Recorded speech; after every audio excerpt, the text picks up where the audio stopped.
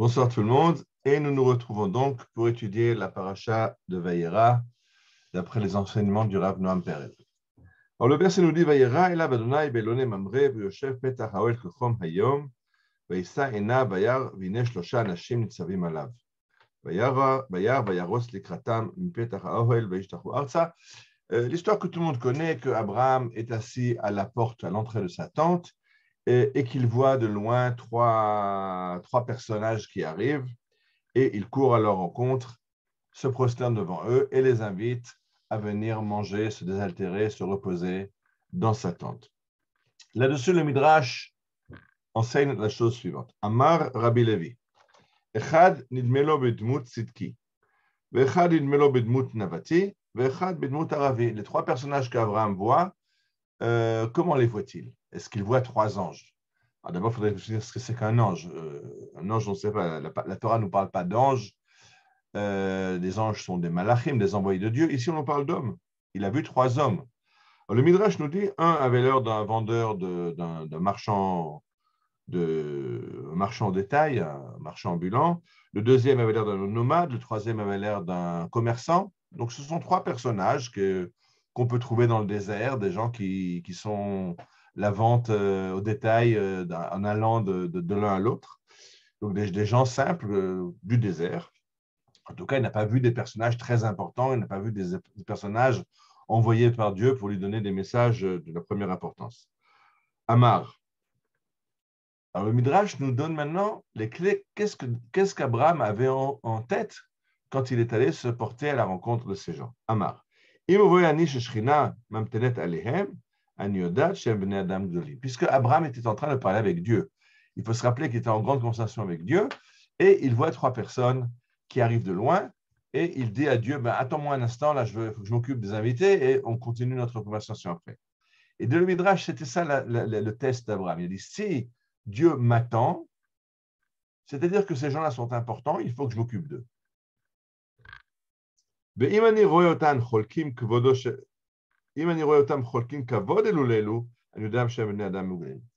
j'ai un deuxième test, si je vois qu'entre eux, ils se respectent mutuellement, je saurai qu'il s'agit de gens à respecter. Donc, il y a deux tests. C'est un par rapport à Dieu. Est-ce que Dieu va attendre Abraham pour continuer la conversation? Et deux, est-ce que ces gens se respectent mutuellement? Mais en fait, Abraham ne sait pas encore que Dieu va attendre pour continuer la conversation. Ça, on le verra juste après.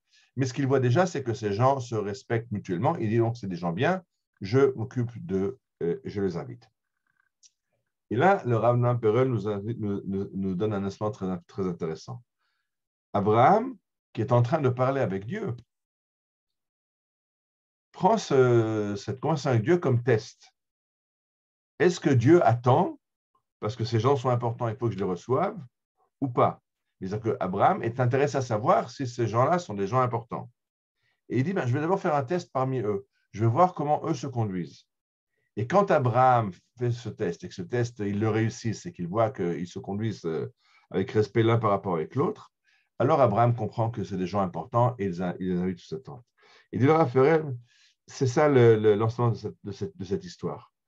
Quand ton idée, c'est de chercher à combien les gens qui sont devant toi sont importants, alors tu vas rencontrer les anges de Dieu. Si chacun qui est devant toi, c'est quelqu'un pas très important, c'est un vendeur itinérant, c'est un nomade, et que, il passe son chemin, je le regarde de loin, alors tu risques de rater les malachim, les personnes que Dieu t'envoie. Mais si tu comprends que chacun qui passe devant toi est en potentiel quelqu'un qui a quelque chose à t'apporter et que Dieu t'a envoyé, alors tu vas rencontrer ces gens-là. Alors ça, c'est le premier enseignement que donne le Rav Perez cette paracha, mais je voulais compléter avec un autre enseignement qui donne un peu plus loin. Et un peu plus loin, il va être un verset qui est à la fin de notre paracha et qui raconte que quand Agar s'est sauvée avec Ishmaël, avec son fils, alors là-bas, Agar va vers un endroit où elle va mourir de soif avec son enfant. Elle s'écarte de son enfant et attend de périr de soif. Et là, le verset dit, Vaishma Elohim et kol anar, Dieu a entendu les pleurs, la voix de l'enfant, Vaikra malach Elohim el Hagar min Hashem vayomer la malach Hagar. Et alors, un envoyé de Dieu appelle Hagar à partir du ciel et lui dit, mais Hagar, qu'est-ce qui se passe? Al-Tir'i, n'aie pas peur. Kishama Elohim el kol anar ba'asher hu sham. Parce que Dieu a entendu la voix de l'enfant là où il est. Là où il est. Bien sûr, Dieu a entendu la voix de là où il est. Le gosse, il n'a pas crié de là où il n'était pas. C'est un verset qui est superflu. Or, le Midrash n'a jamais passé de mots superflus dans la Torah. C'est la Torah le marque. Ce n'est que ce n'est pas superflu. C'est qu'il y a un enseignement à apprendre de ça. Et voilà ce que dit le Midrash. Ba'asher hu sham, de l'endroit où il est. Amar Rabbi Simon, kafzu malachei hasharet lekatrego. Amru lefanav ribono olamim. Adam shoatid lehamit et banecha batzama. Atam alelo be'er. Les rabbins enseignent la chose suivante, que les anges, les créatures célestes, sont allés devant le tribunal céleste et ont dit à Dieu, mais tu vas maintenant sauver Agar et Ishmaël, tu vas leur faire apparaître un puits qui va les sauver, mais Ishmaël va faire mourir tes enfants de soif dans le futur, dans le cadre de guerres qui vont suivre. On va beaucoup souffrir de Ishmaël. Et donc, ces anges disent à Dieu, mais ce n'est pas possible. Quelqu'un qui va faire tellement de mal à Israël, qui va les assoiffer, maintenant tu lui donnes de l'eau.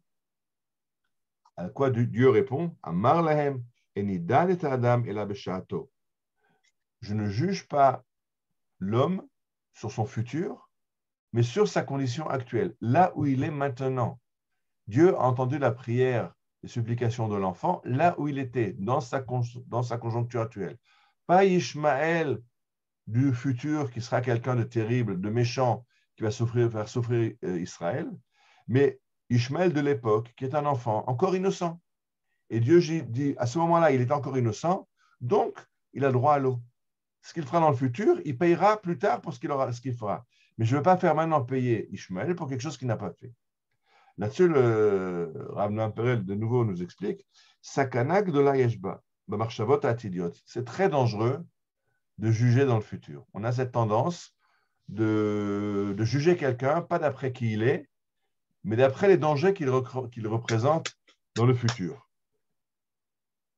Alors, dès qu'on voit quelqu'un, on voit déjà les dangers, on voit déjà la mort qu'il y a devant, on voit déjà les brisures et les dégâts qu'il va faire.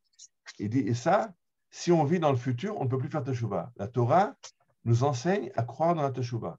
Tant que quelqu'un n'a pas commis la faute, mais peut-être qu'il ne la fera pas. Et même s'il l'a commise, peut-être qu'il fera teshuva, peut-être qu'il se repentira. Quand est-ce qu'on peut punir quelqu'un?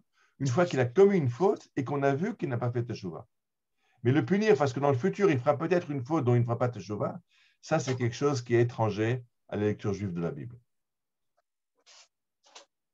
On